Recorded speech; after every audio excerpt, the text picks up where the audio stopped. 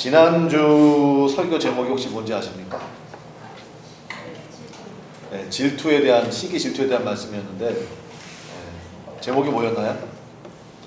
자기 스스로를 무너뜨리는 죄.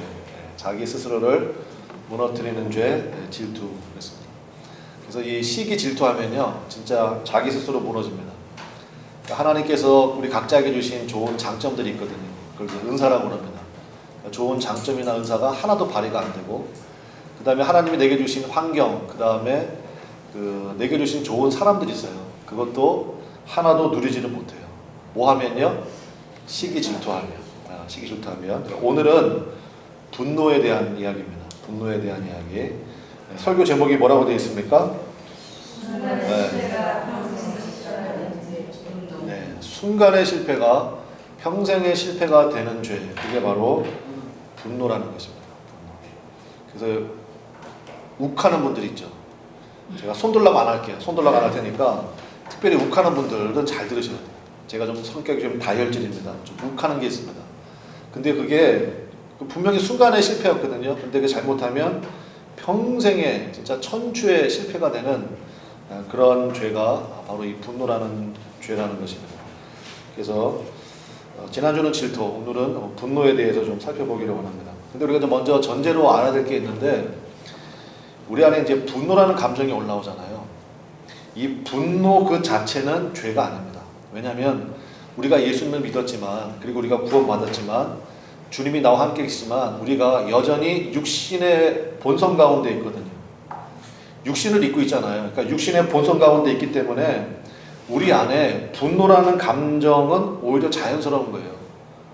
분노라는 감정. 그러니까 분노라는 것 자체는 죄가 아니라는 거예요. 여러분, 사실은 이게 불의한 일을 봤을 때 우리 안에 분노가 좀 일어나야 되잖아요. 그렇죠? 잘못되거나 불의한 일을 봤을 때 우리 안에 일어나는 정의로운 분노. 그럼 얼마나 좋은 겁니까? 정의로운 분노가 있어야 사회 정의도 이루어지고 그런 거 아닙니까? 그래서 분노라는 것 자체는 죄가 아니에요. 그런 감정이 일어나는 거는. 근데 문제는 뭐냐면 그 분노라는 감정이요, 성령에 의해서 다스려지지 못하면 이게 분노라는 감정이 죄로 연결된단 말이에요. 이게 문제인 거예요. 이게. 정리가 되셨습니까? 우리 안에 분노라는 감정이 안 일어나면 좋지만 우리가 그럴 수가 없다고요. 분노라는 감정이 일어난다고요. 진짜 열받는다고요. 그리고 뭐라 그래요? 열받는다 그러고 또 다른 말로 뭐라 그래요? 그렇죠. 뚜껑 열린다 그러고 또 뭐가 있어요? 멘붕이 왔다 그러고 뭐 그렇게 표현하잖아요. 저거를 죽여 살려 뭐 이렇게 하고, 제가 길 가다가 재밌는 미용실 간판을 봤는데 죽일까요? 살릴까요? 미용실 간판이에요. 그거 참 재밌었는데 어쨌든 간에 그런 감정이 일어나는 거는 그거는 정상적인 거예요. 근데 문제는 뭐냐면 그게 뭐로 발전하면 안 된다고요? 죄로 발전하면 안 된다고요. 죄로. 성령에 의해서 내가 다스려져야 그냥 분노라는 감정으로 끝나버리지 그게 죄로 연결이 안 되거든요. 성경 퀴즈 할 때 그런 거 많이 나옵니다. 성경 퀴즈 할 때 오늘 말씀도 나오지만 인류 최초의 살인자는 누굽니까? 가인이에요. 가인. 그러니까 이제 네 식구잖아요. 아담과 하와. 인류 최초의 조상이죠. 아담과 하와. 그 동침해서 이제 자녀를 낳았는데 아들 둘을 낳았어요. 형 이름이 뭐예요? 가인이고 동생은요? 아벨이에요. 그런데 가인이 이 분노라는 감정을 다스리지 못해가지고 자기 동생을 성경에 보니까 쳐 죽였대요. 여러분, 웬만해서는 한 대 맞아서 죽어요? 안 죽어요? 그러니까 쳐 죽였다니까 진짜 이 분노에 가득 차가지고 동생을 진짜 막 쳐 죽였나 봐요. 그 죽었어요, 동생. 오늘 그 사건입니다. 그래서 감정이 일어났는데 그를 다스리지 못해가지고 진짜 이 가인은 동생에게 퍼부었거든요. 그래서 동생이 죽게 되고, 진짜 가족의 아픔이죠.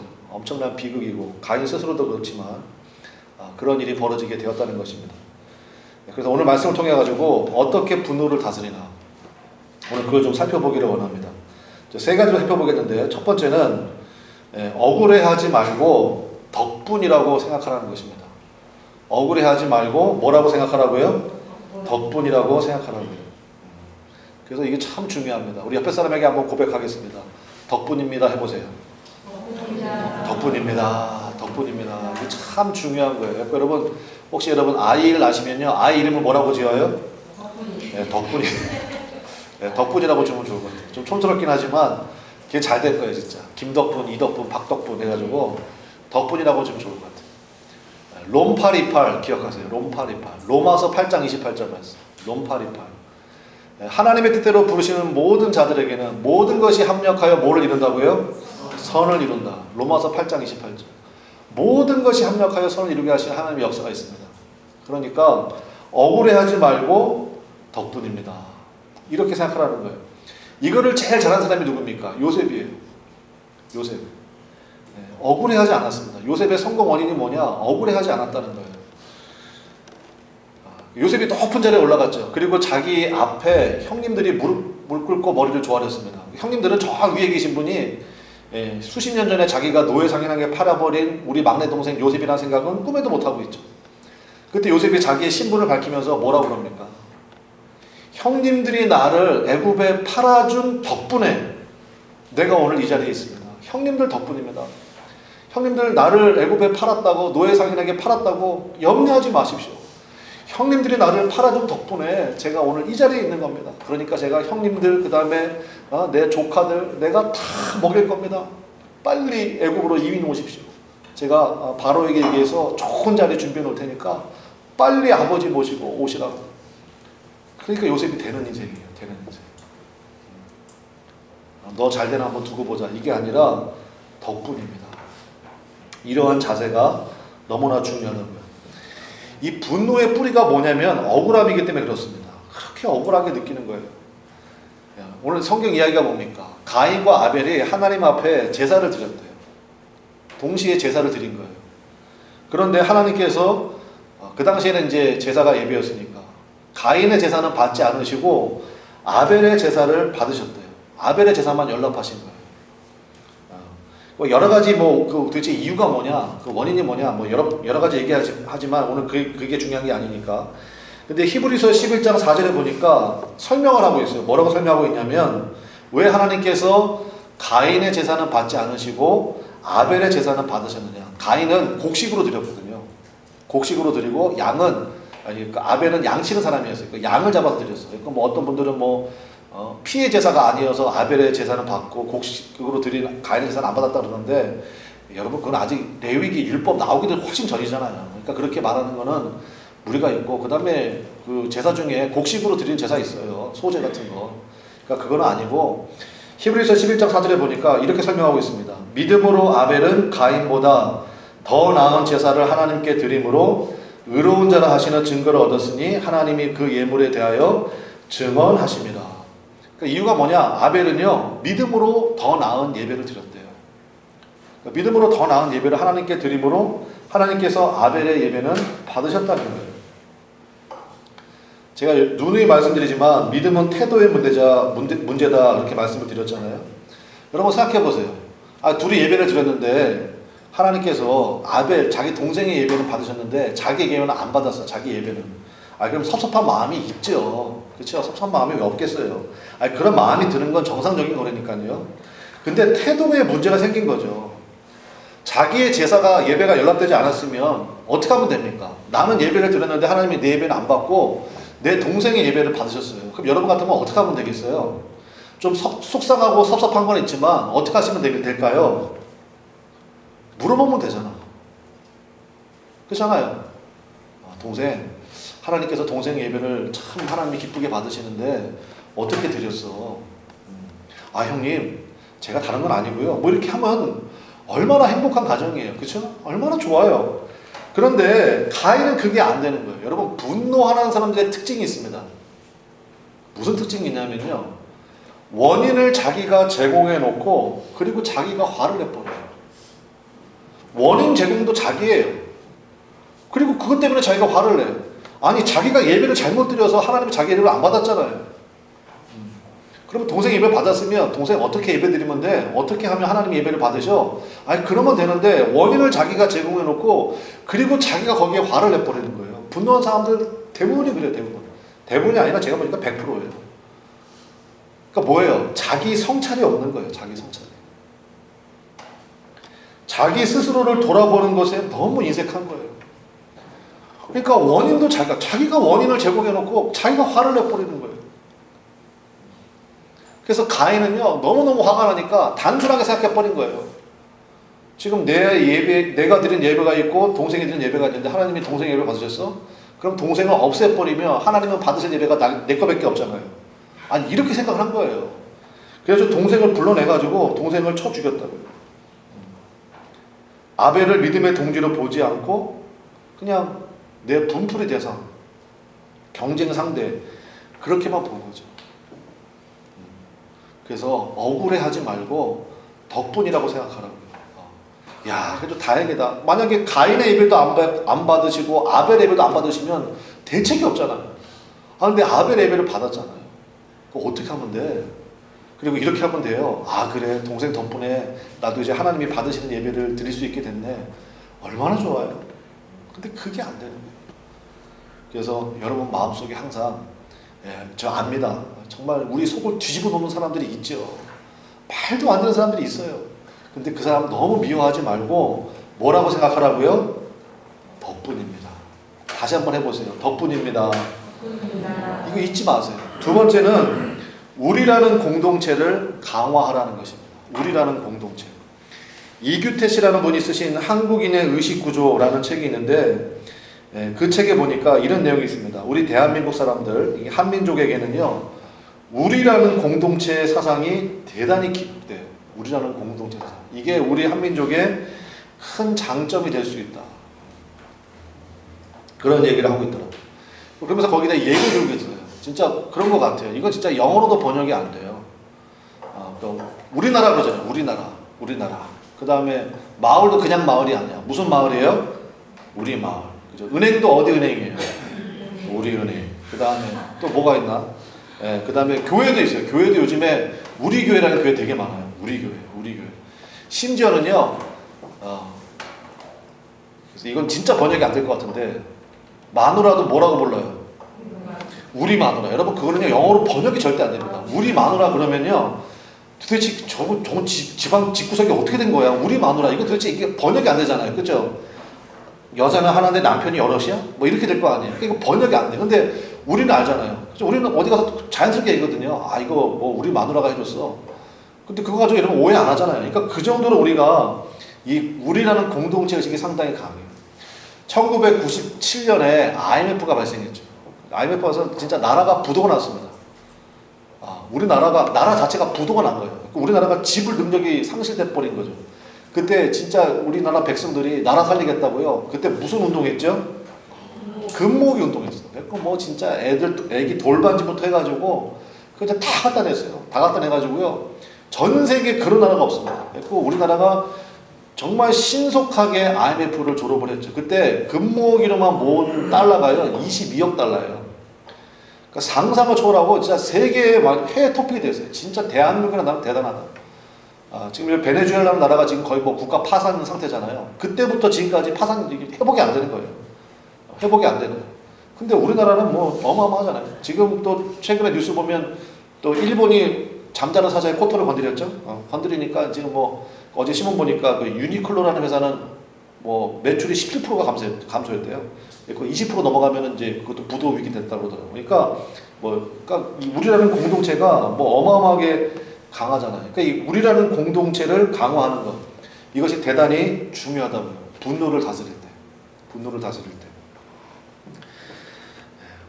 많은 사람들이 대형 교회를 선호하는 그 이유를 한번 조사해봤어요. 왜 사람들 많은 대형 교회를 가려고 그럽니까? 시스템이 좋아서, 무슨 뭐 그런 것도 있겠죠. 또 그다음에 뭐 과정이 잘 갖춰져 있어서, 물론 그런 것도 있겠지만 사실은 제일 많은 퍼센티지가 나온 건 뭐냐면 남 눈치 안 보아도 되니까. 그냥 혼자 신앙생활하고 싶은 거예요. 사람이 워낙에 많으니까 그냥 조용히 가서 예배드리고, 그리고 그냥 신경 쓸 것도 없이 그냥 조용히 나오면 돼요. 그게 너무너무 좋다는 거예요. 그래서 대형 교회를 많이 선호한다, 그렇게 돼 있어요. 근데 우리 교회처럼 이렇게 규모가 좀 작은 교회들은요, 여러분 누가 안 오면 표가 나요, 안 나요? 표가 바로 나거든. 표가 바로 나오거든요. 그리고 막 물어보잖아요. 왜 안 왔어? 막 이러면서 막 표가 바로 나잖아요. 그리고 뭐 분명히 우리 교회에서요, 여러분에게 지정석을 드린 적이 한 번도 없어요. 근데 그냥 늘 앉는 그 자리가 그 자리예요. 그분은 거기 앉고 그분은 거기 앉고 그러니까 표가 금방 나거든. 그러니까 이런 공동체가 사실은 어떤 사람들은 부담스러운 거예요. 부담스러워.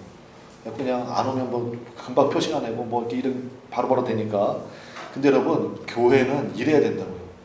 예수님께서 하신 말씀이 있어요. 예수님께서 교회가 뭔지를 설명해 주신 말씀이 있는데 고린도전서 12장 25절이에요. 제가 화면에 준비해 놨습니다. 한번 보시겠습니다. 고린도전서 12장 25절 이게 교회를 나타내는 말씀인데 우리 한번 다 같이 한번 읽어보겠습니다. 시작. 몸 가운데서 분쟁이 없고 오직 여러 지체가 서로 같이 돌보게 하셨느니라.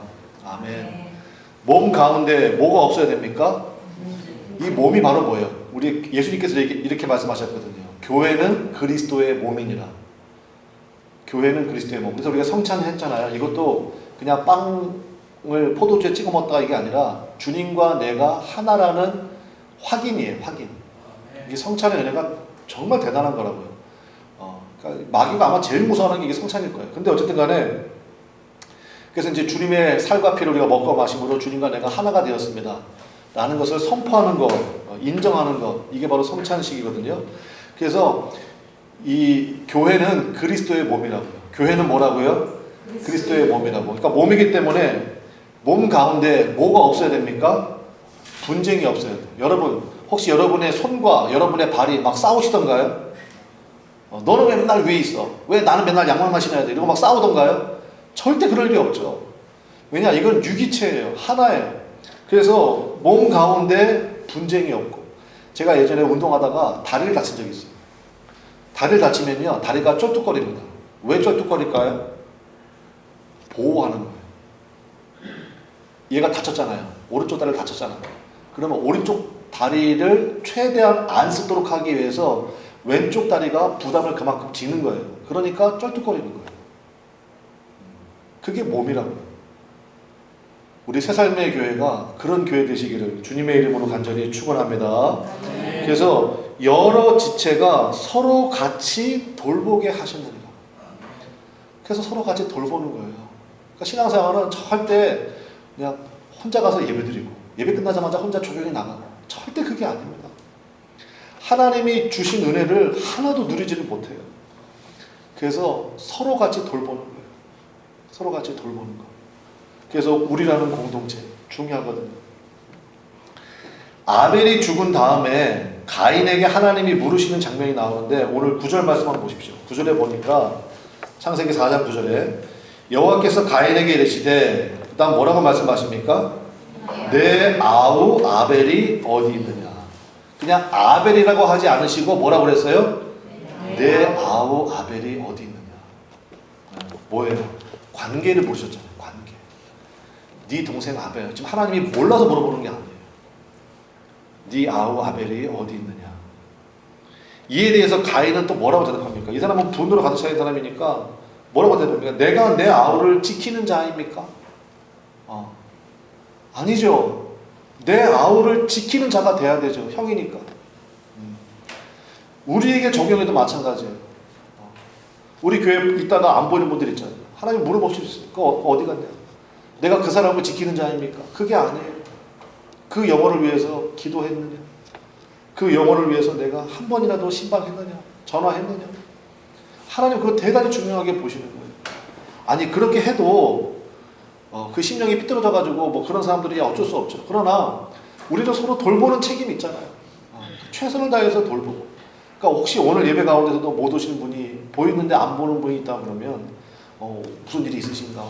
했고 물론 이제 목사님이나 사모님이나 또 우리 뭐 장로님이나 권사님들이 신방하시지만 근데 그 신방 받는 분 입장에서는요 목사님이 전화 오면 그건 당연하게 여겨요. 당연하게. 근데 그렇지 않은 분들한테 전화 오면 내가 지금 사랑받고 있구나. 많은 사람들이 나를 위해서 염려하고 있구나. 다른 거 아니잖아요. 왜 못 오셨어요? 이래서 못 갔어요. 그러셨구나. 혹시 무슨 문제가 있으면 같이 기도하고. 하나님이 그거 너무너무 귀하게 보신다는 거예요. 그래서 우리라는 이 공동체를 강화해야 돼요. 그래서 누가 얘기하면요 그거를 뭐 그런 거 신경 쓰세요 이러지 말고 나를 염려해서 말씀해 주시는구나 해서 고마워할 줄 알아요. 감사할 줄 알아요. 여러분 그러한 마음, 그러한 믿음, 그러한 우리 신앙의 공동체 되시기를 주님의 이름으로 간절히 축원합니다. 그래서 믿음의 공동체 속에서 대화와 나눔이 상당히 중요한 거예요. 대화와 나눔. 그래서 믿음의 깊은 네트워킹 가운데서 이런 일이 있었어요. 아, 그런 일이 있었군요. 그걸 뭐 소문내거나 그러지 않냐고. 그 말씀하시는 이유는 뭐예요? 같이 기도해 달라고 하는 거잖아요. 그럼 위해서 같이 기도해주고 염려해주고 그거죠. 근데 하나님이 거기를 통해서부터 역사하신다는 거예요. 그래서 우리라는 공동체를 강화해야 된다. 마지막 세 번째는 죄의 소원을 다스려야 된다는 것입니다. 죄의 소원을 다스려야 된다. 우리 7절에 보니까 이런 말씀이 있습니다. 하나님께서 하신 말씀인데 7절에 보니까 내가 선을 행하면 어찌 낯을 들지 못하겠느냐. 선을 행하지 아니하면 죄가 어디에 엎드려 있어요? 문에 엎드려 있느니라. 죄가 너를 원하나 너는 죄를 어떻게 할지니라? 다스릴지니라. 그러니까 죄가 너의 문에 도사리고 앉아서, 일본의 마음문이겠죠. 마음문에 도사리고 앉아서 너를 지배하려고 한다는 거예요. 그런데 너는 그 죄를 잘 다스려야 된다. 그런 뜻입니다. 앞서 말씀드린 것처럼 분노라는 감정이 일어나는 것은 자연스러운 거라고 했어요. 근데 그것이 나를 지배하면 안 돼요. 여러분 믿습니까? 그 감정에 지배당하면 안 돼요. 그것을 성령의 은혜로 다스릴 수 있어야 되는 거죠. 그게 상당히 중요합니다. 제가 재밌는 얘기 들었는데요. 저도 이제 지난주에 우리 보도쌤 할 때 그런 얘기 했지만, 제가 이제 본 적은 충청도예요. 또 어렸을 때 제 기억이 있어. 4살부터 6살 때까지인가 제가 그 장원이죠, 장원에 살았었습니다. 그래서 이제 복숭아도 많이 먹고 뭐 그랬었는데, 특별히 충청도 사람들은요 큰 싸움이 안 된대요. 큰 싸움도. 그 이유가 뭐냐 그러면 이렇게 막 싸우잖아요. 싸울 때 막 서로 이렇게 막 붙어야 싸움이 될 거 아니에요. 붙어야. 근데 충청도 사람들은요 싸우다 말고 옆을 본대요. 옆을 보고 그런데요. 쟤 뭐라는 거요? 이렇게. 그죠? 그러니까 싸워야 얘기해요. 쟤 뭐라는 거요? 뭐 이렇게 옆에 보고 얘기한다고 옆에 사람이 또 그냥 또 맞장구 쳐준대요. 아이 몰라요. 냅둬요. 그래가지고 그렇게 싸움이 안 되는 거예요. 그러니까 쟤 뭐라는 거요? 그러니까 싸우다 말고 확실히 옆을 본대요. 옆을 보고 저거 뭐라는 거요? 몰라요. 냅둬요. 우리 한번 따라해 보겠습니다. 냅둬요. 냅둬요. 저 뭐라는 거예요? 그러니까 싸우다 말고 옆을 본대요. 그러니까 충청도 사람들은 싸움이 안 된대요. 근데 그거 되게 좋은 것 같아요. 그 뭐 화난 사람하고 상대해 봐야 그게 뭐 되겠습니까? 그러니까 그때는요 그냥 냅두는 거예요. 냅두는 거. 냅두는 거. 그리고 또 하나 얘기해 주시던데, 그 서울 사람이 이제 충청도를 가는데 그 1차선 도로였대요. 1차선 도로였는데 충청 사람도 느릿느릿 하잖아요. 다 느릿느릿 하니까 서울 사람들도 급하잖아요. 그냥 별로 바쁘지도 않으면서 괜히 급한 척하는 거죠. 그거 빨리 해야 되니까 이제 앞에 차가 너무 천천히 가니까 그냥 막 클락션 빵빵 울리고 그냥 막 이 하이빔 막히고 그랬는데, 그래도 그냥 천천히 가더래요. 하도 그러니까 가다가 차를 세웠대요. 그래가지고 이제 또 차를 세우고 또 내리더래요. 그럼 또 서울 사람들이 이게 또 한판 하자는 건가? 뭐 이런 생각 하잖아요. 근데 중국 사람들이 또 느긋 와가지고 문을 두드리면서 창문 들이면서 한마디 했대요. 그렇게 급하면 어지오지 그랬슈. 그러니까 중국 사람들에서 그런 거 좋은 것 같아요. 그러니까요, 이 분노라는 감정이 일어날 때 이거를 죄로 연결시키지 않도록 우리의 마음을 잘 다스리는 거.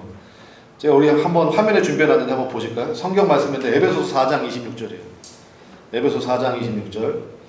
이걸 꼭 기억하시기 바랍니다. 우리 한번 같이 읽어보겠습니다. 시작.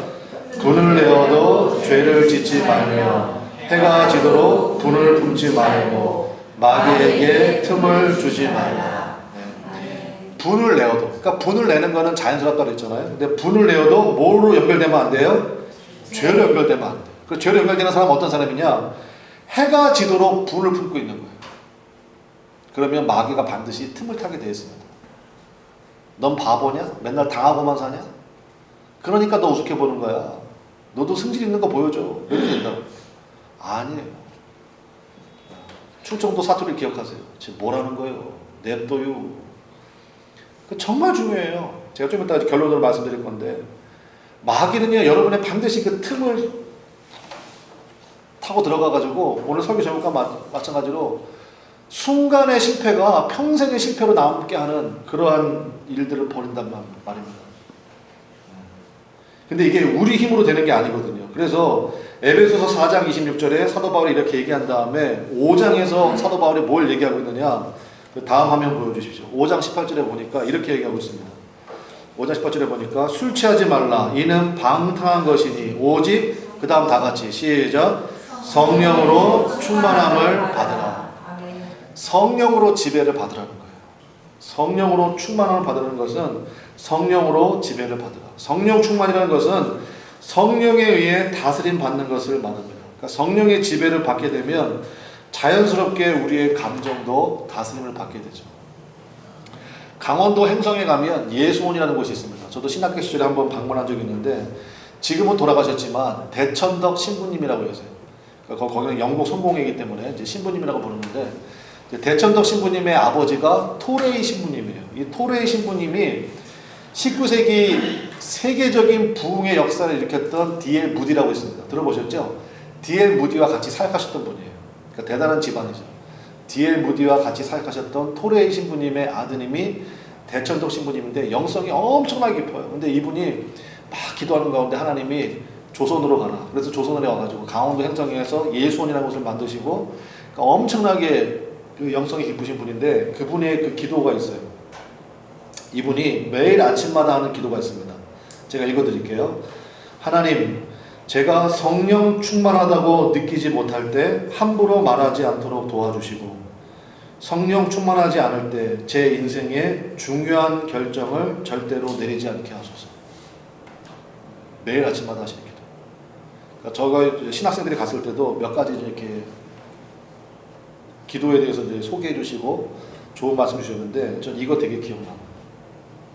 그러니까 심지어는 이분은 그 아침에 새벽기도 하시잖아요. 새벽기도 하고 그날 해야 될 일을 주님 앞에 다 기도하고 보고하고 그리고 그거 외에는 절대로 안 하신다. 근데 우리는 그게 안 되잖아요. 우리는 그냥 뭐 하다가도 갑자기 누가 전화하면 그래 어디야 알았어 내가 나갈게 그리고 하잖아요. 근데 이분은 그렇게 안 해요. 그러니까 철저히 성령의 지배받기 원하는 거예요. 그렇게 급한 일 전화 왔어? 그러면 약속을 잡아요. 언제 하자. 그리고 나서 그걸 위해서 또 기도해요. 그리고 만나는 거예요. 그분의 이야기는 지론은 간단해요. 내가 백날 해봐야 안 된다는 거예요. 주님이 한 번만 하시면 된다는 거예요. 맞아요, 틀려요? 맞잖아요. 그러니까 성령에 의해서 철저히 지배받기 원한다. 그래서 말 한마디를 하더라도 성령 충만할 때 말하겠다. 성령 충만하지 않을 때 쏟아내는 말들은요, 그 다 상처가 됩니다. 아픔이 되고. 성령 충만하지 않을 때 함부로 말하지 않게 하시고 성령 충만하지 않을 때 절대로 결정하면 안 돼요. 중요한 결정을 홧김에 해버려요. 큰일 나는 거죠. 큰일 나는 거죠. 말씀의 결론 맺겠습니다. 두 가지 정도만 이제 적용하면서 말씀의 결론 맺겠는데요. 그렇다고 오늘 말씀 드리면서 그래 분노는 안 되니까 무조건 참자. 여러분 그거 돼요 안 돼요? 안 돼요. 여러분 병들어요. 그래서 계속 참기만 하는 것은 그건 또 심리학자들이 이렇게 얘기하더라고요. 수동적 공격성이래요. 계속 참기만 하는 것은 스스로를 공격하는 행위가 되기 때문에 수동적 공격 그건 아닌 것 같고 그러니까 그렇게 분노가 일어날 때 그걸 무조건 꾹꾹 누르고 참는 게 아니라 두 가지를 하시면 좋아요. 첫 번째는 뭐냐면 기도예요. 목사님 내가 그럴 줄 알았다고. 목사님 맨날 얘기하면 기도하자고 그러지. 근데 그게 정말로 그런 게요. 전 세계에서요, 우리나라만 있는 기도가 있어요. 무슨 기도게요? 통성기도예요. 통성기도 아세요? 기도원 가면 하잖아요. 우리 주여 삼창 있잖아요. 주여 크게 3번 부르고 이제 기도하는 거예요. 이거 전 세계에서요, 우리나라밖에 없는 기도예요. 우리나라밖에. 근데 여러분, 이 기도원의 이 통성기도가 힘이 있습니다. 하나님 앞에 다 쏟아놓는 거예요. 다 쏟아놓는 거예요. 그래서 그냥 옆에서 들으면요 무슨 뭐 개구리가 와글와글 하는 거 같고 무슨 소리인지 몰라. 근데 그때 하면 하나님 앞에 다 쏟아 놓는 거예요 그냥. 통성기도가 상당히 중요해요. 통성기도. 꼭 통성기도. 그래서 하나님 앞에 다 쏟아 놓는 거죠. 목이 터져라 그냥 다 쏟아 놓는 거. 거기서는 진짜 별 얘기 다 해도 돼요. 있고 제가 새벽에도 말씀드렸지만 시편 109편 저주의 시편이에요. 성경에 어떻게 이런 말이 있나 할 정도로 내 속을 뒤집어놓는 사람에게 대해서 저주하는 시편이 시편 109편인데 집에 가서 한번 읽어보세요. 그게 성경에 있다는 게 은혜가 돼요. 아, 하나님 앞에는 이렇게 기도도 되는구나. 네, 하나님 앞에는 그렇게 기도도 됩니다. 하나님 앞에 그렇게 다 쏟아놓고 놨잖아요. 그러면 그 사람이 미워 보이지 않아요. 하나님이 내 감정을 치유해 주시기 때문에. 그래서 통성 기도가 너무너무 좋아요. 두 번째는 창조적인 냉각기를 갖는 게 좋습니다. 무슨 얘기냐면 고린도전서에 보면요, 부부 사이는 떨어지면 안 되잖아요. 그런데 이렇게 조언하고 있어요. 기도할 틈을 얻기 위해 부부 사이에도 잠시 떨어져 지내는 것이 좋다. 기도할 틈을 얻기 위해서. 하물며 분노도 마찬가지죠. 내가 저 인간 다시는 안 본다, 영원히 안 본다가 아니라 롬파18 그랬잖아요. 모든 것이 합력하여 선을 이루게 하신 하나님의 역사가 있기 때문에 내 자신을 성찰하고 그 사람도 좀 성찰할 수 있는 시간을 주고, 그리고 주님께서 주실 놀라운 은혜와 사랑을 기대하면서 다시 그 사람을 끌어안기 위해서 창조적인 냉각기를 갖는 거예요. 잠시 떨어져 있는 거예요. 그거 좋다고요. 그거 나쁘지 않아요. 창조적인 냉각기를 갖는 거. 제가 한 분을 소개하고 오늘 설교를 마치겠습니다. 김석봉이라고 아십니까? 한석봉 말고 김석봉. 모르세요? 석봉 토스트라고는 아시나요? 석봉 토스트? 모르세요? 빵을 안 좋아하시는군요. 그 석봉 토스트라고 있습니다. 김석봉이라는 분인데 이분이 장로님이에요 지금. 근데 이분의 이야기를 간단히 말씀드리면 IMF 때 완전 쫄딱 망했습니다. 쫄딱 망했어. 애는 셋이 있고 뱃속에 아이도 하나 있고 넷이. 나이가 40살이었어요. 쫄딱 망했어요. 수중에 탈탈 털어보니까 200만 원 남았어요. 그거 가지고 하나님 앞에 기도하면서 토스트 장사 시작했어요. 토스트 장사. 니어카 갖다 놓고 토스트 장사 했는데 처음에 당연히 안 됐죠. 근데 하나님 앞에 기도하는 가운데 3년 만에요. 연봉 1억이 됐어요. 토스트 장사 해가지고 연봉 1억이 됐어요. 그런데 갑자기 이제 몸이 안 좋고 그래가지고 병원에 갔더니 급성 위암이 됐어요. 그래서 그 위암 치료를 받았습니다. 그 6개월 동안에 독한 항암 치료 받았어요. 제가 다 생략하고요. 그러니까 이게 상당히 인생이 기구하잖아요. 쫄딱 망했다가 토스트 가게 시작했는데 3년 만에 연봉 1억이 됐다가 갑자기 급성 위암에 걸려가지고 수술하면 당장 죽는다고 그래가지고 또 있는 거 다 털어서 수술하고 그 다음에 진짜 독한 항암 치료 받고, 그러니까 하나님 앞에 막 원망이 나오더래요. 사회도 원망이 되고 내가 도대체 내가 잘못한 게 뭐가 있나 생각도 들고. 근데 이제 이분 믿음이 있잖아요. 그때부터 이분이 유명한 말을 합니다. 한번 따라하겠습니다. 3법. 따라해보세요. 3법. 그 뭐냐? 한번 따라해보세요. 나는 기뻐. 나는 바빠. 나는 이뻐. 요거 3법이에요. 3법. 아침마다 그거를 외쳤대요.